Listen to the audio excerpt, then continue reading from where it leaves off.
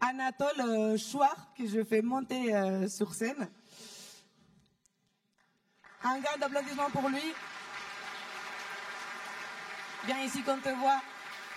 Donc Anatole qui t'a fait un prépa en chimie et physique, puis la Polytechnique en mathématiques et aussi à Londres, mathématiques à l'université de Londres, non? Ouais, c'était quoi que t'as fait là-bas? En mathématiques appliquées, ouais. Voilà, donc très facile tout.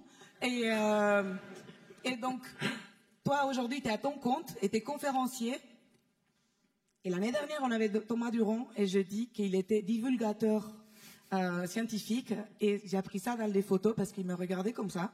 Et je me suis dit, qu'est-ce que je disais à ce moment-là? C'était pas divulgateur, ça c'est en espagnol, divulgador. C'est vulgarisateur scientifique sur YouTube. Divulgador. Je sais pas ce qu'il a fait, notre troll derrière. Donc, et aujourd'hui, tu viens du coup nous parler d'un sujet passionnant. Et je te laisse vraiment le présenter. Merci beaucoup. Pour toutes et toutes. Un grand applaudissement. Merci. Merci. Bonjour tout le monde, je vais commencer avec une petite expérience. Je vais vous demander de ne rien avoir dans les mains, je vais jouer le jeu. Ok? On va juste croiser les bras. Ok? Si tout se passe bien, vous avez un bras au-dessus, un bras en dessous. On décroise les bras. On recroise les bras. Qui a le même bras au-dessus à chaque fois? Je pense que tout le monde, à peu près tout le monde. Ouais, à peu près. Qui a le bras gauche au-dessus? Moi, c'est mon cas. Normalement, c'est à peu près le cas pour la moitié des personnes. Juste pour vérifier qui a le bras droit au-dessus. Ouais, c'est à peu près... Ah, peut-être 55-45. Ok. Dernière expérience. On va croiser les bras, mais en changeant le bras qui est au-dessus. Alors là, il y en a qui dansent la Macarena, je vois. Ok. Alors, faut essayer de le faire. Ok, finalement, ça marche. Ok, fin de l'expérience. Alors, c'est l'expérience de Denis Meadows. Vous allez bientôt le connaître, hein, j'espère, dans les 25 prochaines minutes. Denis Meadows, grand chercheur en environnement. Qu'est-ce que ça nous dit, cette expérience? Ça nous dit, qu'on a tous des habitudes. Au début, vous avez tous levé la main. On a une façon de croiser les bras, on croise les bras toujours de la même manière. Ça nous dit, que ces habitudes, ce n'est pas forcément les meilleures. Il n'y a pas de meilleure façon de croiser les bras. D'ailleurs, on est à peu près 50-50, bras gauche au-dessus, bras droit au-dessus. Et ça nous dit une dernière chose, c'est que ces habitudes, si on essaye de les changer, au début, c'est inconfortable, on fait des erreurs, mais à la fin, on peut y arriver. Bon, ça, c'est pour un changement d'habitude qui est minime, et on se rend compte déjà de la difficulté.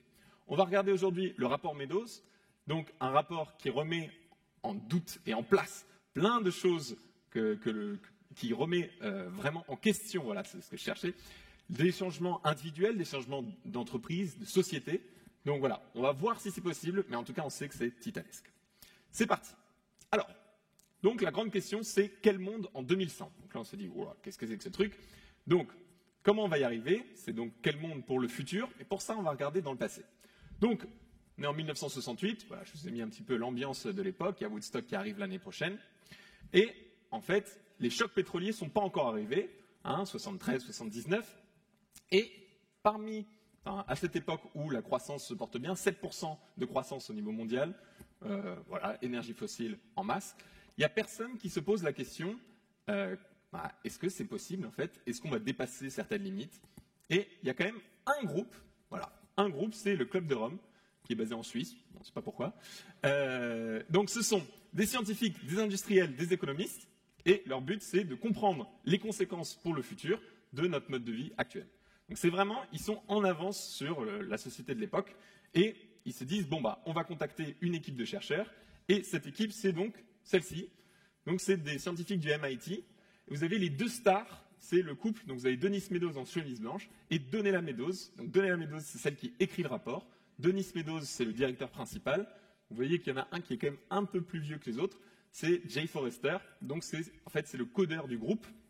Et il a inventé, pour modéliser le monde en 2100, un nouveau domaine d'études qui s'appelle la dynamique des systèmes. Donc voilà, bienvenue dans Dynamique des systèmes 101. En fait, pour étudier un système complexe, il y a 3 choses à faire. Première chose, donc, c'est identifier les systèmes majeurs qui régissent, en fait, l'état du monde. Ensuite, il faut identifier les interactions entre ces systèmes. Et la dernière chose, il faut les quantifier. Parce que identifier juste en mettant une flèche de A vers B, Bon, c'est déjà pas mal, mais ensuite, il faut les quantifier avec des équations. OK. Et ça, on voit que ça peut marcher, par exemple, pour des choses plus simples que juste modéliser l'état du monde en 2100. Donc, par exemple, pour le foot, bon, bah, identifier les systèmes majeurs, c'est les 22 joueurs, peut-être l'arbitre qui peut jouer aussi un rôle.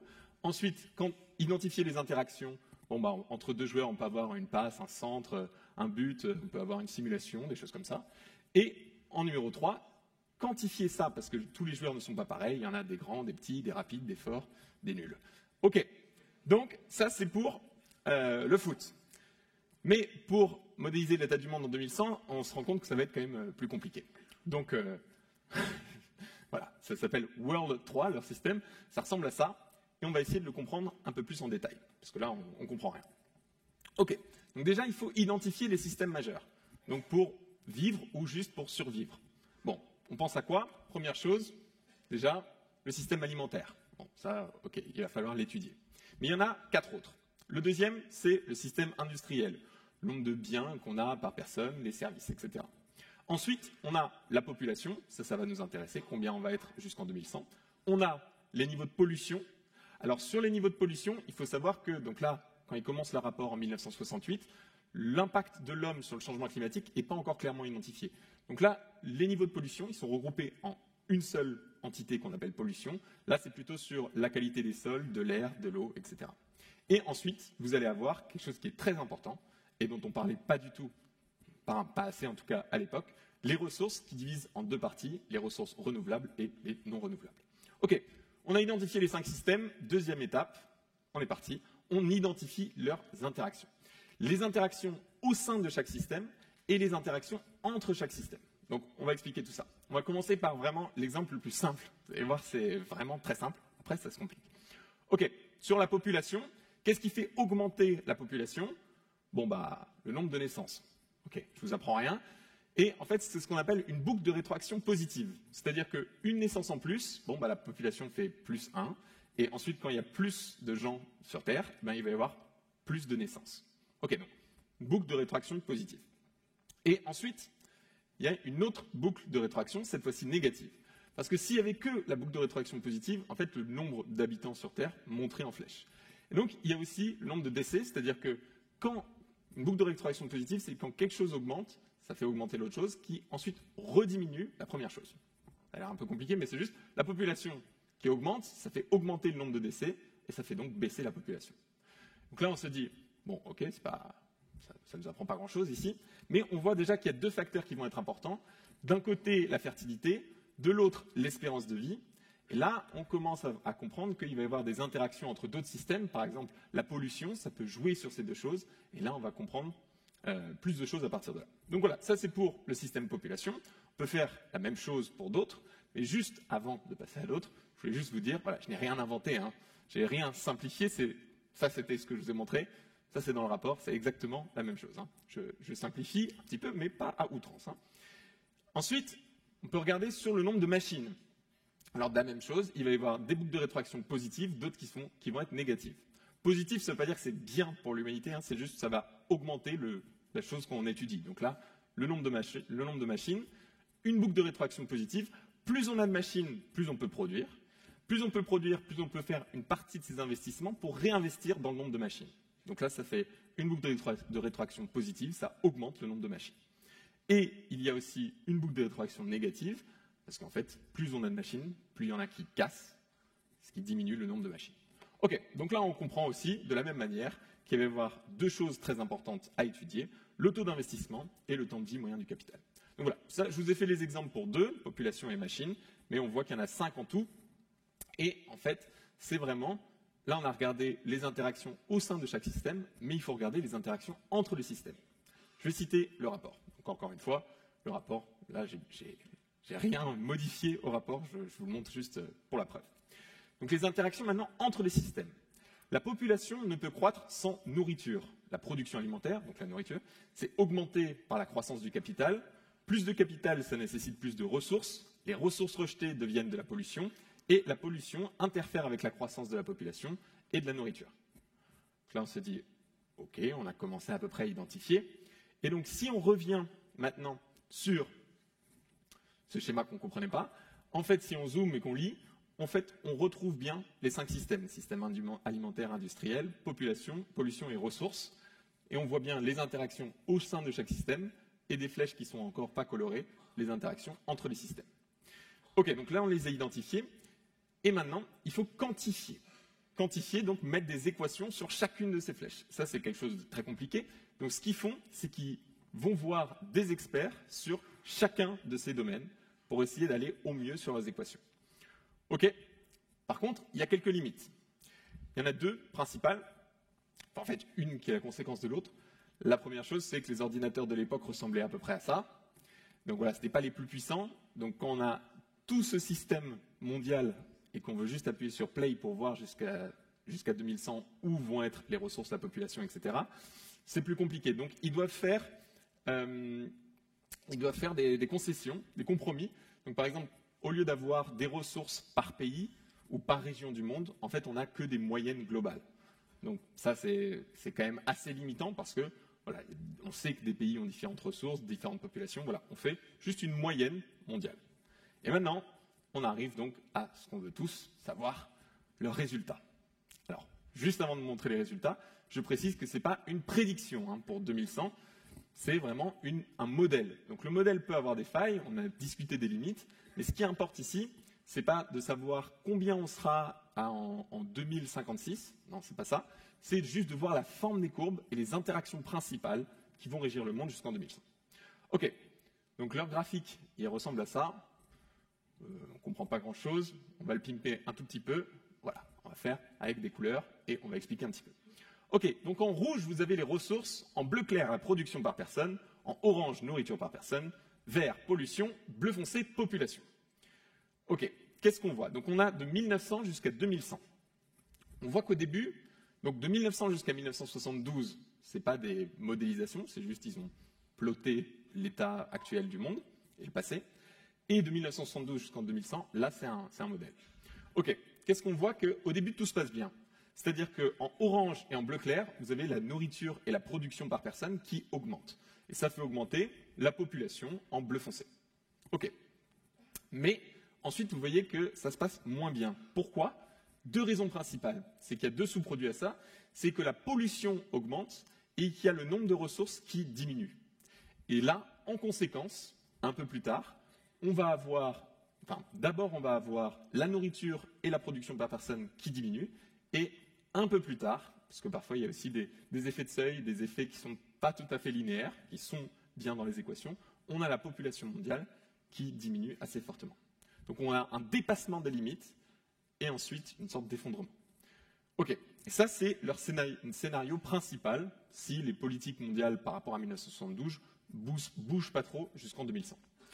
Alors ensuite, ils se sont dit, ils ont été complètement dépassés par ce qu'ils venaient de découvrir, parce qu'il faut bien se remettre dans le contexte de l'époque.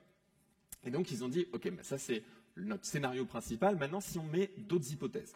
Par exemple, il y a une des hypothèses, donc ils ont fait 12 scénarios en tout. Je vais en présenter juste quelques-uns. Si on découvre plus de ressources, ou autrement, si avec la technologie, on arrive à avoir une meilleure utilisation de ressources, donc là, peut-être qu'on n'arriverait pas tout de suite à des limites, peut-être qu'on arriverait à stabiliser ces courbes et qu'il n'y ait pas d'effondrement. Donc ça, c'est une hypothèse qui se tient, et on regarde. Alors on pourrait croire que les ressources ne vont pas diminuer, mais en fait elles diminuent peut-être encore plus vite. Pourquoi? Parce que ça permet, comme on a 2 fois plus de ressources, eh bien d'avoir une production par personne qui monte encore plus en flèche, et donc on consomme ces ressources encore plus vite. La pollution, elle est tellement grande qu'elle dépasse ici du graphique, et ensuite on a encore cet effondrement à cause des ressources qui diminuent et de la pollution qui augmente en flèche. Okay? Je rappelle, ça c'est même sans le changement climatique. Donc c'est vraiment... et on voit dans les années à peu près en 2100, la nourriture par personne et le nombre de biens par personne qui est au plus bas. Et la population aussi. Donc, il faut bien voir aussi, ici, ils ne mettent rien en abscisse et rien en ordonnée pour pas qu'on puisse dire « Ah, ce sera en 2055 qu'il va y avoir l'effondrement, il n'est pas encore arrivé, donc ils avaient tort, etc. » Non, je répète encore une fois, c'est la forme des courbes qui ici est le plus important. C'est un modèle et non pas une prédiction. Alors, on peut encore étudier d'autres hypothèses dans le modèle. Ils se sont dit, ok, ça nous dépasse. Mais est-ce qu'il y a moyen, si on agit dès les années 70, de stabiliser les courbes? Donc ils ont essayé. Alors là, ils ont mis des hypothèses très très fortes hein, sur la production par personne. Il faudrait tout changer en fait, sur les transports, l'alimentation, etc. Mais juste pour voir, est-ce qu'on arrive à stabiliser les courbes? Donc ils ont tenté de faire ça. Alors dans leur conclusion, ils disent oui, on a réussi à stabiliser les courbes. Alors, je ne sais pas si je suis fou, mais moi j'en vois une quand même qui est pas encore très stable. Mais jusqu'à 2100, oui, c'est assez stable. On voit quand même que les ressources diminuent un petit peu, mais bon, c'est remis encore à plus tard, on va dire. Mais donc, ça semblerait possible, mais avec des changements drastiques dès les années 70. Et après, ils ont fait une autre hypothèse, c'est la dernière que je vais présenter ici. Et si on agit 30 ans plus tard, avec exactement les mêmes changements au niveau mondial, mais juste reportés de 30 ans. Parce qu'on ne va pas réussir à convaincre tout le monde dès les années 70 si on agit en 2000. Et bien, qu'est-ce qu'on voit? C'est que là, ça ne stabilise plus du tout. C'est encore les mêmes interactions, hein. Je le refais très vite, mais la production et la nourriture qui augmentent, ce qui fait diminuer les ressources. La pollution, elle, cette fois-ci, elle n'est pas montée en flèche. Et donc, on voit que cette fois-ci, la population est à peu près stabilisée, mais on voit qu'il y a quand même une diminution sur la nourriture et le nombre de biens par personne. Donc, il faut bien voir que ce n'est pas 0 ou 1, ce n'est pas effondrement ou pas d'effondrement, on a réussi à stabiliser. C'est-à-dire que chaque effort qui va être fait va quand même contribuer à un petit peu stabiliser les courbes. Mais en tout cas, ce n'est pas du tout les mêmes résultats si on change en 2000 par rapport à 30 ans avant. Et donc, je vous mets ici leurs conclusions. Ces conclusions ont une telle portée et soulèvent tant de questions à approfondir que nous sommes franchement dépassés par l'énormité de la tâche à accomplir. Donc, vraiment, ce qu'on entend depuis quelques années sur, généralement, le climat, mais aussi sur les ressources, etc., il faut bien voir que eux, c'est un petit peu aussi grâce à eux qui sont les précurseurs de tout ça. Donc, ils n'ont pas du tout la même vision du monde. Oui, c'est eux qui ont commencé à avoir cette vision du monde qu'on a, nous, aujourd'hui. OK. Alors, bien sûr, il y a eu des critiques. Hein. Je vous donne ma critique favorite. Alors, juste avant, il y a des gens qui ont fait des critiques sur les modèles, le fait qu'il y ait juste, par exemple, un niveau de pollution au niveau mondial ou des ressources qui soient juste au niveau mondial et non pas par découpage. Il y a aussi des critiques de personnes qui ont dit « Oui, c'est vrai, il y a des limites planétaires, on va les dépasser, mais c'est mieux qu'on le fasse de façon naturelle et qu'il y ait un effondrement naturel plutôt qu'on fasse ça par des choix politiques. » Donc il y a eu des critiques à peu près de partout. Et il y a eu cette critique de Matthew Simmons, qui est acteur majeur de l'industrie pétrolière. Alors, qu'est-ce qu'il a dit? La crainte de pénurie à l'approche de la fin du XXe siècle est devenue une mauvaise plaisanterie. Au lieu de pénurie, les 2 dernières décennies du XXe siècle ont été marquées par la surabondance. Bon, et à l'époque, il avait raison. Hein. 30 ans plus tard, rétrospectivement, le Club de Rome s'est avéré avoir raison. Nous avons simplement gaspillé 30 années importantes en ignorant ce travail. Et en plus, ces 30 années, elles sont très importantes, comme on l'a vu. Alors, j'aimerais juste parler d'un autre rapport qui est sorti. C'est la fusion donc de Limits to Growth, le rapport Meadows, avec le rapport sur les limites planétaires. OK? Et je vois que certaines personnes ont la référence. Donc, cette fusion-là, on pourrait avoir des espoirs. C'est-à-dire que des espoirs qu'il y ait d'autres rapports qui soient beaucoup plus fins, beaucoup mieux modélisés, parce que maintenant, les ordinateurs sont beaucoup plus puissants, et qu'on a beaucoup plus aussi d'informations sur le climat, la biodiversité et d'autres limites planétaires. Donc on pourrait avoir des espoirs. Il faut savoir aussi que le rapport Meadows, il a été réactualisé 20 ans plus tard, 30 ans plus tard, 40 ans plus tard, et celui-là c'est pour les 50 ans. Et il y a aussi une étude de l'Université de Melbourne en 2008 qui a fait exactement ce que les chercheurs du rapport Meadows avaient demandé de ne pas faire, c'est-à-dire qu'ils sont allés voir les chiffres exacts sur les courbes, et qui ont comparé l'état du monde en 2008 par rapport au scénario principal de 1972, et ils ont vu qu'on était à peu près sur ces courbes-là. Encore une fois, c'est vraiment pas ce qu'il faut faire, mais ça tend à montrer que c'était pas si mauvais. Ok, donc j'analyse juste ce rapport, mais je vais le critiquer malheureusement. Alors, ça donne, voilà, le nouveau rapport Earth for All, la Terre pour tous. Alors, si on compare entre Meadows et Earth for All, donc Earth for All, c'est 2022. On avait une moyenne mondiale, maintenant on a un découpage en 10 régions du monde. On n'avait pas le changement climatique, maintenant on a toutes les limites planétaires qui sont prises en compte. Et avant, on avait un indicateur principal qui était le PIB, Et dans ce nouveau rapport, il y a un nouvel indicateur qui agrège PIB, bonheur et plusieurs autres choses pour essayer d'avoir quelque chose qui correspond plus à ce qu'on pourrait essayer d'obtenir, ce qu'on veut en fait pour le futur, plutôt que juste avoir de la croissance. Mais en fait, il est beaucoup moins nuancé. Si on regarde le rapport Meadows, à la fin, donc, il y avait écrit « Nous sommes franchement dépassés par l'énormité de la tâche à accomplir ».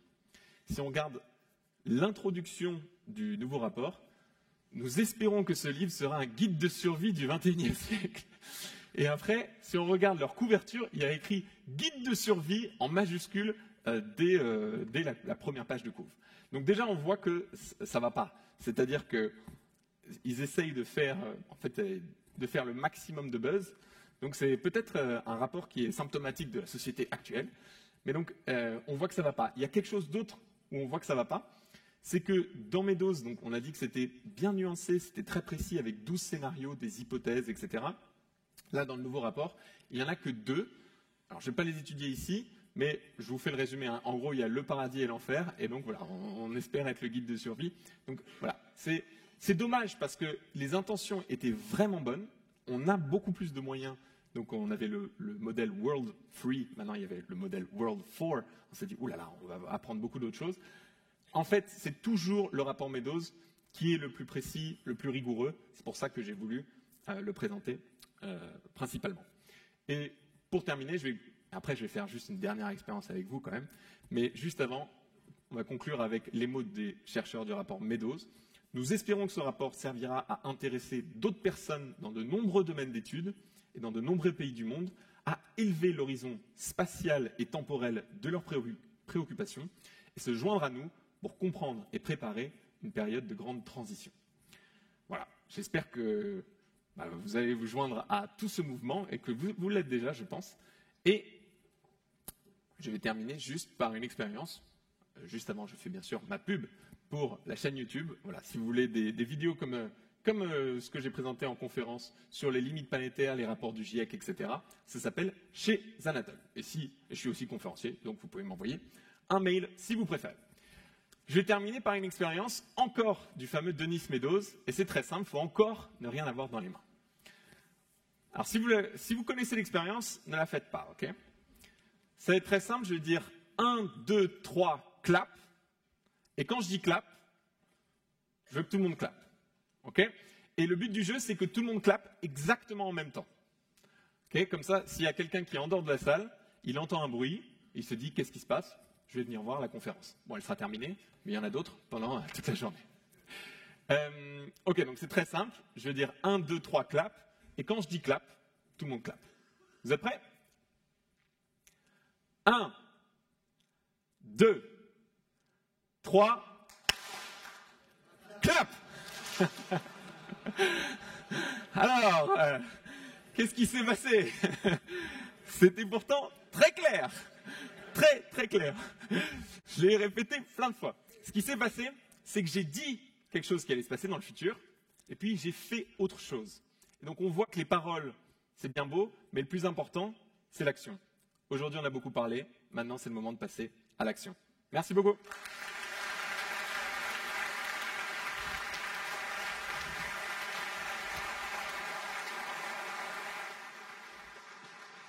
Merci.